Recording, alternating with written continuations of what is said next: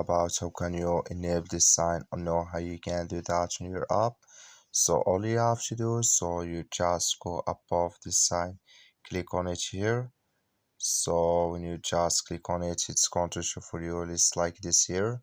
Click here on explore. So then it's going to take you to this list here, just switching to open video like. So when you just go above this sign, click on it, it's going to show for you like this. You click here on profile, sorry, click on profile, then it's going to take you to your profile. Just go above this sign, click on it. So then it's going to show for you a list like this. You click here on settings, you come to settings list here, just go down here, then you click here on notification filter, click on it.